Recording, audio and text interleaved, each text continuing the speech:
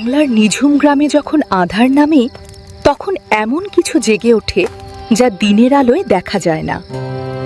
বলি সেসব অতৃপ্ত আত্মার কথা, যারা শাঁখা পলা হাতে আজও খুঁজে ফেরে তাদের পুরনো সংসার।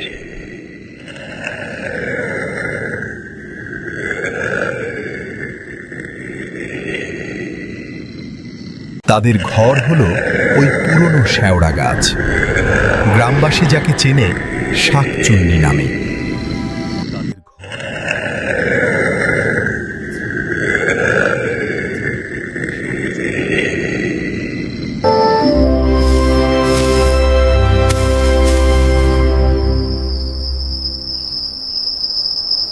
আজ বেশ বড় শোল মাছ পাওয়া গেল।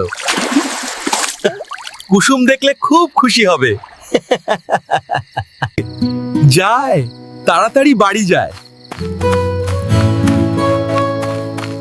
রাত হয়ে গেছে, বড্ড কুফা এই গাছটা, তাড়াতাড়ি বাড়ি ফিরতে হবে।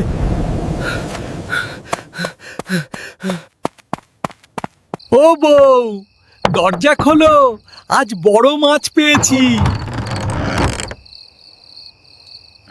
আজ এত তাড়াতাড়ি দরজা খুললে যে, আর এমন সাদা শাড়ি বা পরলে কেন?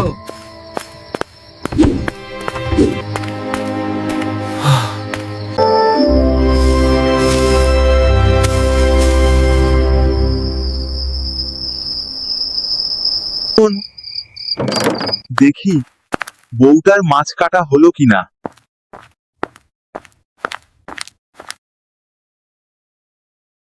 তুমি ওভাবে মাছ কাটছো কেন? তোমার আঙুলগুলো অত লম্বা কেন?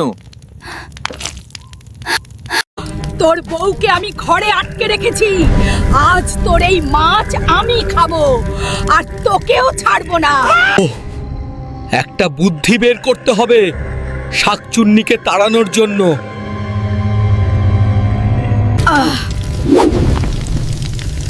পোড়া হলুদের গন্ধ, আমি আর থাকতে পারছি না।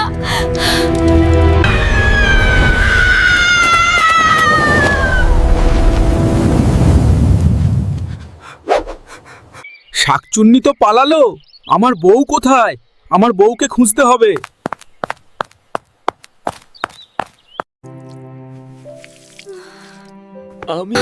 আমি এখানে কিভাবে এলাম? আমি তো পুকুরে বাসন মাজতে গিয়েছিলাম। আমি তোমাকে কতদিন বলেছি যে ওই শেওড়া গাছের নিচে পুকুরে তুমি যাবে না। ওই শেওড়া গাছে শাকচুন্নি থাকে। সেই শাকচুন্নি তোমার রূপ ধরে বাড়িতে এসেছিল।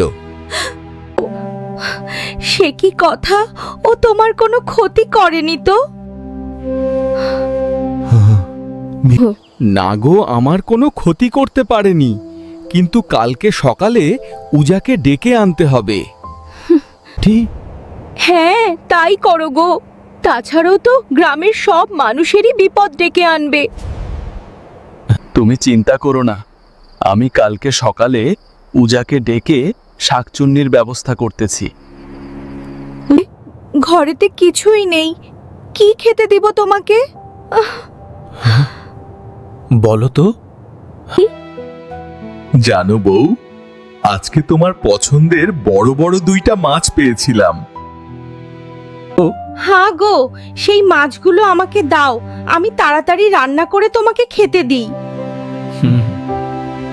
বলবো তো পক্ষীয়। আর মাছ রান্না, ওই শাকচুন্নিটাই মাছটা খেয়ে ফেলেছে।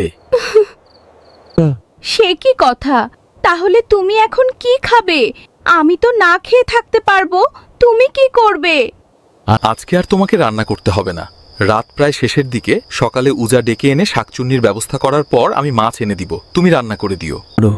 ঠিক আছে, তাহলে চলো দুজন ঘুমিয়ে পড়ি। পরের দিন সকালে